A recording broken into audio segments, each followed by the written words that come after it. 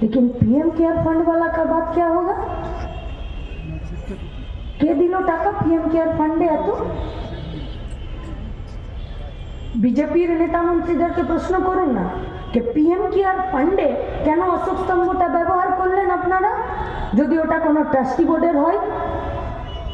এই PM care ফান্ডে কোন কোম্পানিকে কাকে কে কিভাবে কাজে লাগিয়ে গাদা গাদা টাকা করোনার সময় পিএম কেয়ার ফান্ডে দিল, সেখানে যে লেটার প্যাডটা ব্যবহার করা হচ্ছে সেখানে কার বাবার অনুমতি নিয়ে এইখানে অশোক স্তম্ভটা ব্যবহার করা হচ্ছে।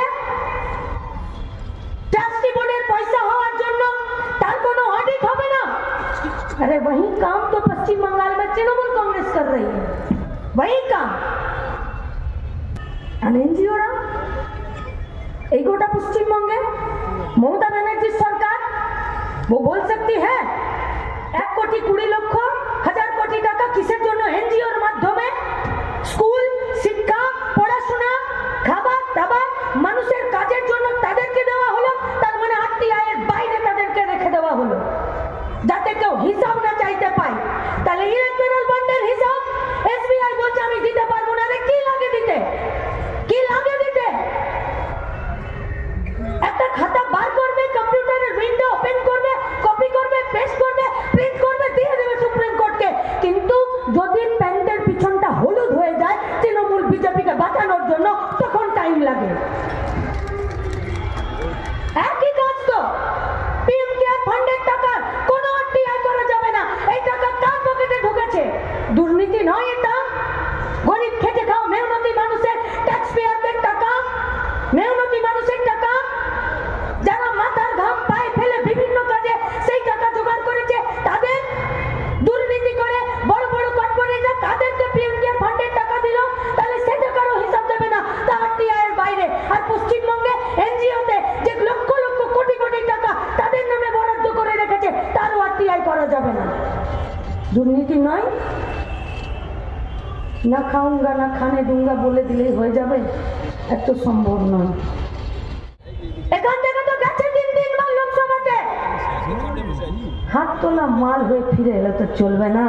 দমদমের জন্য, এই এলাকার জন্য, গোটা পশ্চিমবঙ্গের জন্য, গোটা ভারতবর্ষের জন্য কটা সওয়াল করেছেন? বলছে हम लोग तो सिर्फ टिकटॉक और सेल्फी खींचने जाते हैं, इसके अलावा काम क्या है? कुछ नहीं কাজ।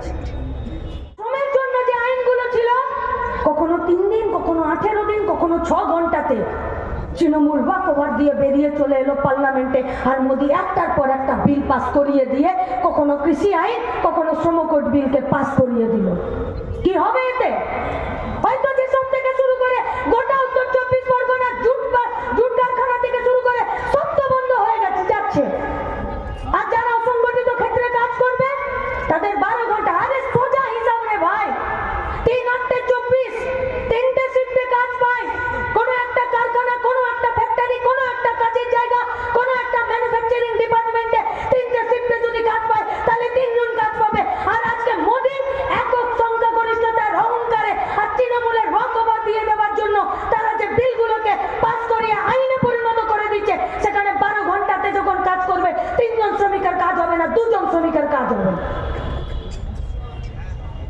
शुद्ध धर्म? अरे बिल्ली से पूछिए धर्म क्या होता है, वो बोलेगा कि चूहा मारना ही धर्म है। मोदी के पास धर्म का मतलब क्या है? श्रमिक और किसान को मारने का।